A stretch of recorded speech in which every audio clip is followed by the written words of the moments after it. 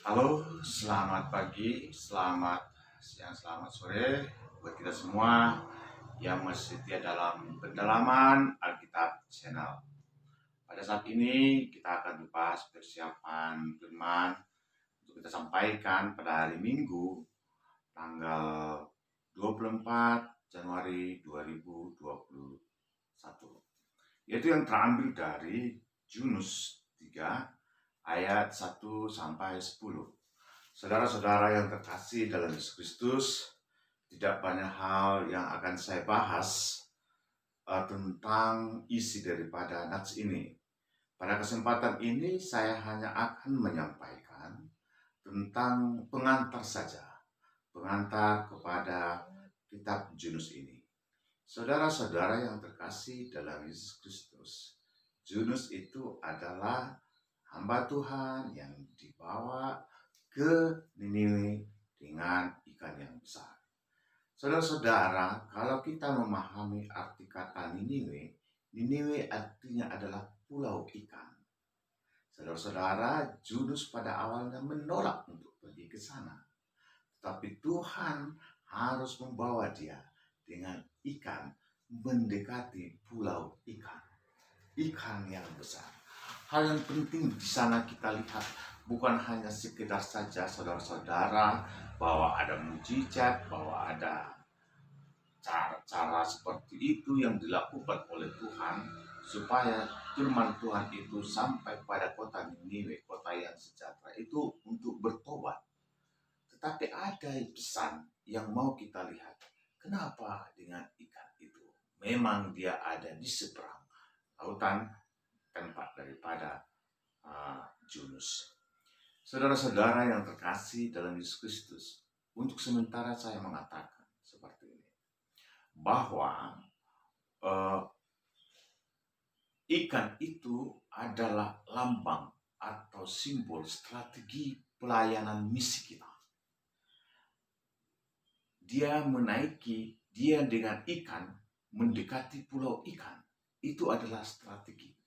Saudara-saudara yang terkasih dalam Yesus Kristus, kita mengingat perjalanan Munson dan Liman untuk sampai ke Tanah Batak, lalu dibunuh di Lubuk Pining, ya, sekitar Aden Poting. Saudara-saudara yang terkasih dalam Yesus Kristus, mereka memasuki wilayah Batak, tetapi sedikit pun mereka tidak mengerti berbahasa Batak. Lalu mereka memakai penerjemah dari Sumatera Barat yang bukan beragama Kristen. Saudara-saudara, ketika mereka sampai di Lubuk Pining, orang-orang Batak yang ada di Lubuk Pining bertanya kepada penerjemah, siapakah mereka? Lalu penerjemah ini mengkhianati dalam menerjemahkan bahasa Batak, mengatakan bahwa mereka adalah penjajah. Maka Munson dan Leman menurut informasi mereka, keturunan dari mereka yang membunuh Munson dan Leman berkata bahwa mereka dikhianati, dibohongi oleh penerjemah yang dibawa oleh Munson dan Leman, sehingga mereka harus dibunuh sebagai penjajah, bukan sebagai centing dan pengantar firman Tuhan, penyampai firman Tuhan. Saudara-saudara yang terkasih, tidak saya berterima kasih bukan mengabaikan perjuangan Munson dan Leman, darah Munson dan Leman, tetapi mereka tidak memiliki strategi pendekatan budaya Batak. Seharusnya mereka datang ke tanah Batak, mereka harus menjadi orang Batak. Dalam tanda kutip, dalam pengertian mereka mampu berbahasa Batak.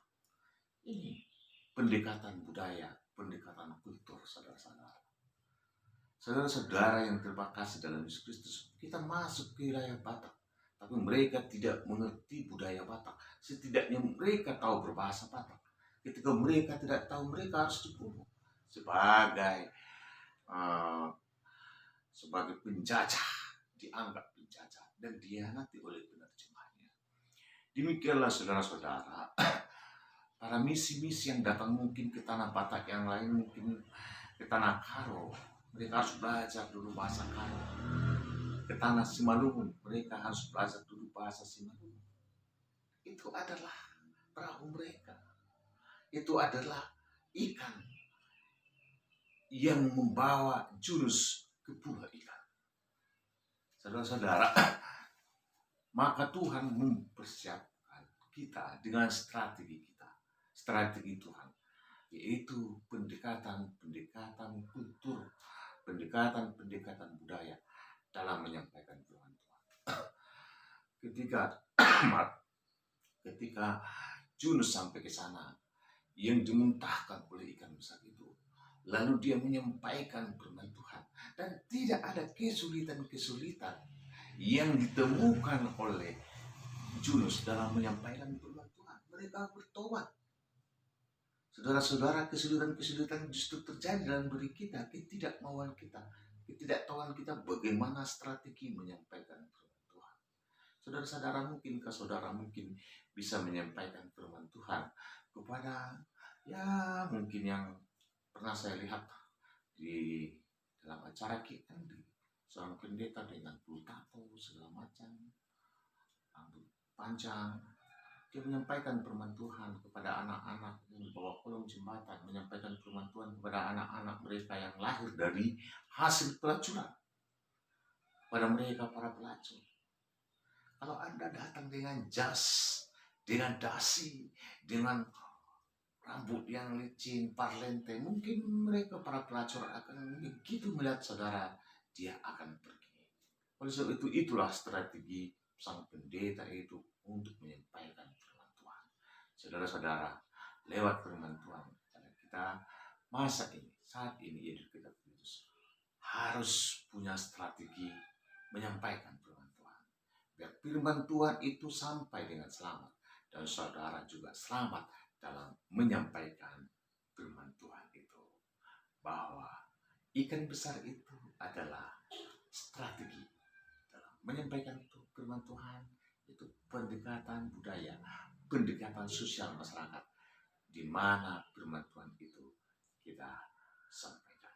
Tidak mungkin saudara berbahasa Batak kepada mereka yang berbahasa Nias.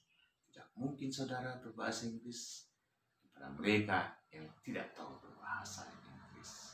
Salam sejahtera buat kita semua dalam pendalaman Alkitab Channel bersama saya, Pendeta Hasrungan Siang. Dan salam